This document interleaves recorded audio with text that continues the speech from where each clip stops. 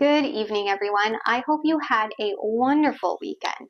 On today's episode, we're going to be covering the biggest highlights that have occurred this past month.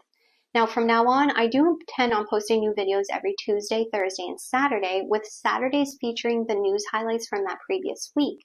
However, for this episode, I had to condense 1 month worth of updates in 15 minutes. So if you feel like I missed any big news or you want more details on something, absolutely feel free to leave a comment. Always feel free to leave a comment, and I'll do my best to answer in the comments or either in future episodes. So let's begin with the election results. Several ridings underwent judicial recounts due to a razor-thin vote margin, with results finalized this past Friday on May 25th. However, one riding remains unsettled. In Terrebonne, Quebec, after a judicial recount, one vote crowned the Liberals, but a misprinted envelope might spark a by-election. A mail-in ballot from a voter marked for the Bloc Québécois was returned uncounted due to a misprinted postal code on the Election Canada's envelope. 5 additional mail-in ballots arrived late due to a similar error, raising concerns about the integrity of the entire process. Now, despite their role in this, Election Canada is maintaining that a recount is final, as the Election Canada Act lacks provisions to count late ballots or appeal judicial recounts. So basically, unless legal action is taken, our government made a mistake and doesn't have the provisions to remedy the situation. Our democratic process is being violated. This whole situation does not set the tone well for what a Carney administration will look like. As of today, the Liberals have 169 seats in the House of Commons, 3 short of being a majority government. The Conservatives hold 144 seats.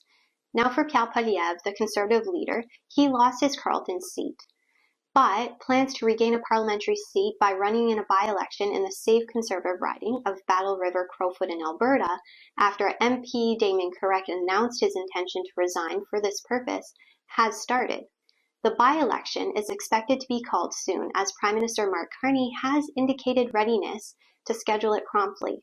In the meantime, Andrew Scheer, a former Conservative leader and current MP for the Regina-Capelle riding, has been appointed interim leader of the opposition in Parliament, a role he will hold until Poilievre returns to the House. Scheer, who endorsed Poilievre's leadership post-election, is actively supporting him, praising his campaign for achieving the highest Conservative popular vote share in the past couple decades, and urging him to finish the job in future elections. To sum it up, the Liberal Party has formed another minority government under Carney, and the Conservatives, despite their loss, grew in popularity and remain united under Pierre Poilievre. And now for some of the best highlights, in my opinion, of the past few weeks. To start off, we have to start with the retaliatory tariffs. Just to refresh your memory, listen to this clip of Carney during his Liberal leadership victory speech. Here in Canada. And my government will keep our tariffs on until the Americans show us respect.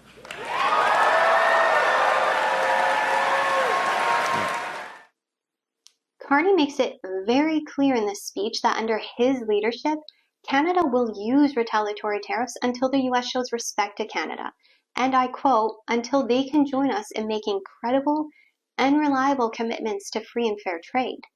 One would assume that based on these words, Carney would still have all of the U.S. tariffs in place, yet on April 15th, our Prime Minister removed several retaliatory tariffs on U.S. imports. I would like to also add that on April 2nd, Carney introduced a remissions process for tariff relief on U.S. goods used in Canadian manufacturing that will be in effect until mid-October of this year. So much for elbows up. What happened to not bending the knee to Trump, being the leader that can beat him? What about this statement from Carney? Conquered. Because a person who worships at the altar of Donald Trump will kneel before him, not stand up to him. That's a pretty brazen statement from our Prime Minister, especially since when he met with President Trump, Carney didn't come off as a strong, confident leader at all. Watch his demeanor while visiting Trump in the Oval Office on May 6th. Mark, would you like to say a few words? Well, thank you, Mr. President. I'm on the edge of my seat, actually, for the big announcement. But thank you for your hospitality in and above all, for your leadership. You're a transformational president. The focus on. To me, he looks like the man he accused Polyev of being, someone who worships Trump at the altar, unable to stand up against him.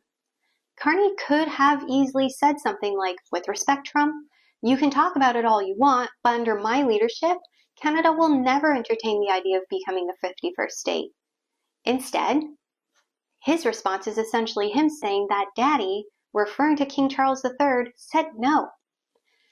Who is the leader of this nation, King Charles or Mark Carney? Not once in this interview did Carney ever come off as a national leader. He loves to brag about his hockey days and what it taught him as a young man. Well, here's an analogy for you, Carney.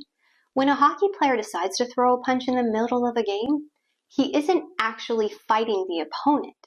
He knows very well that it is going to be broken up in a matter of time, and he will be able to walk away. So really, all he is saying is, look at me and how I react to the opposition, knowing very well that he will walk away just fine and he'll sleep comfortably in his own bed that night. If anything, that's cowardice. If you put that same hockey player in the octagon with a real fighter, he's going to learn the realities of the world in less than 60 seconds. Well, similar to a rink, the podium that Carney speaks from and throws punches at other politicians is being arbitrated. It's a safety net. He talked himself up as being an established economist who has the needed skills to stand up to Trump. Well, he was put in the octagon, i.e. the Oval Office, and that's not what the world saw in the interview. Carney's true self came out. See, during his entire career, he was able to hide behind a corporation or an organization. He has never stood on his own 2 feet, but now he has to, and he has to do it not only in front of Canadians, but the entire world. And if this interview suggests anything, it's that Carney's composure is unraveling quicker than his political career.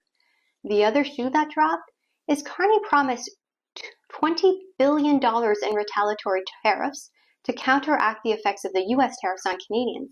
But with the removal of nearly all those tariffs, Canadians are going to feel the economical outcome of the U.S. tariffs. I would like to point out, too, that this is yet another good example of why globalism is not the best solution for our nation's problems, despite Carney's claims that it's exactly what we need. Canada may very well fall into a deep recession as a result of the U.S. tariffs, but make no mistake, it is not the U.S. president's fault. It's our own government's fault for allowing our nation to be financially dependent on other nations for its success.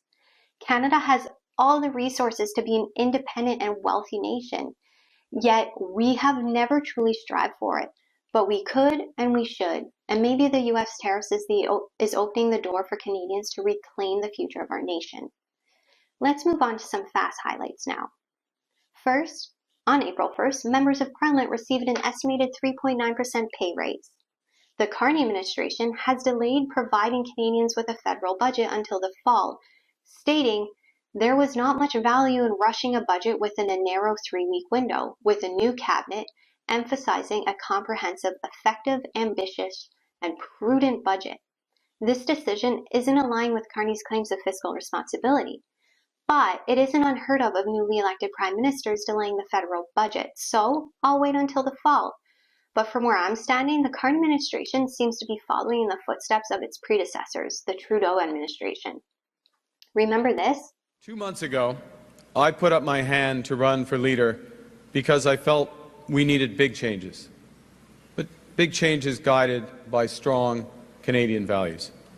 It seems to be that nothing is changing. It's just the continuation of the last 10 years playbook, but on overdrive.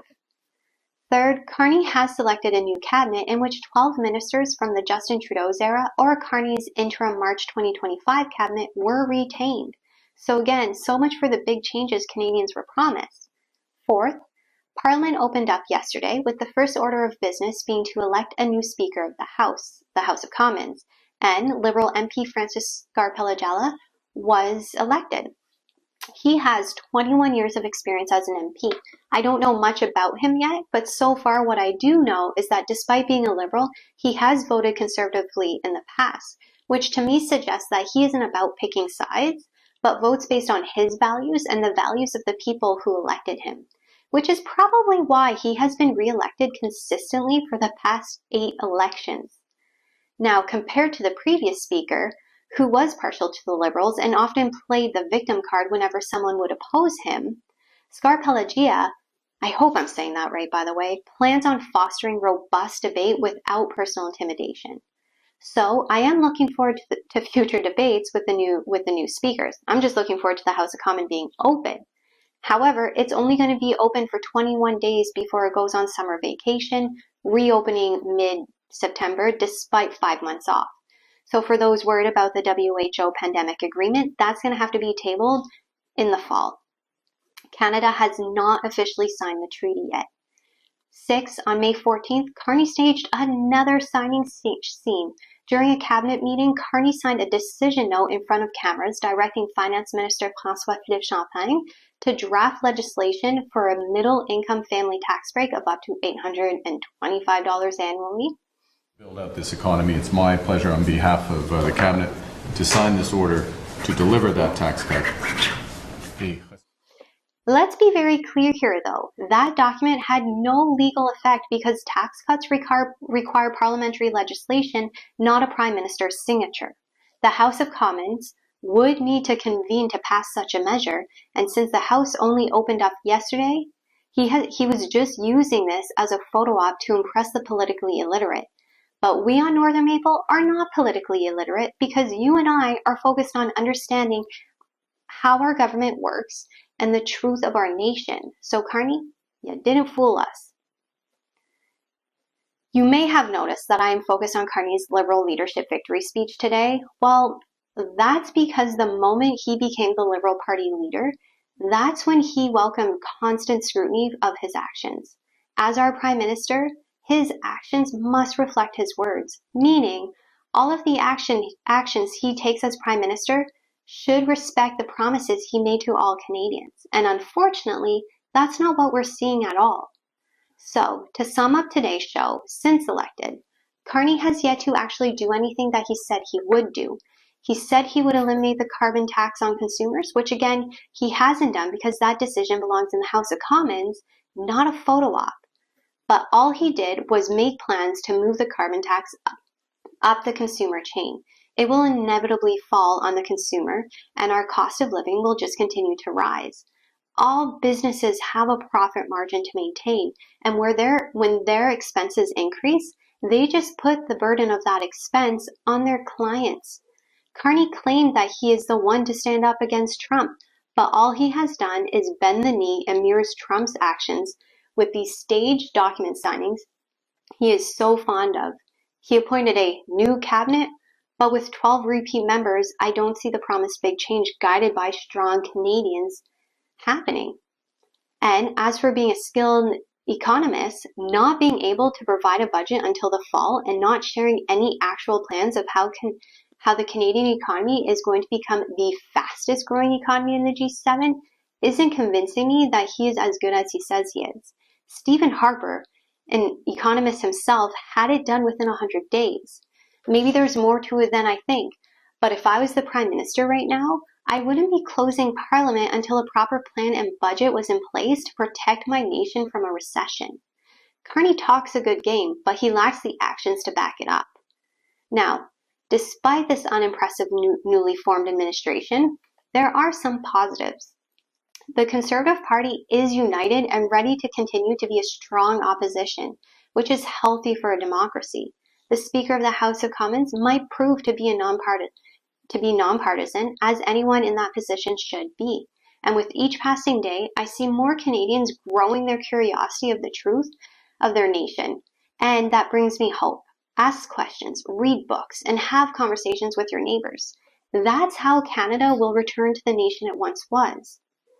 You know my thoughts on Carney's first month as Prime Minister, but what are yours, good or bad? I would love to read them in the comments. Share them below, and hopefully we get to chat about them next time. That's it for today's episode. Have a great rest of your day, and I will see you on Thursday. Bye.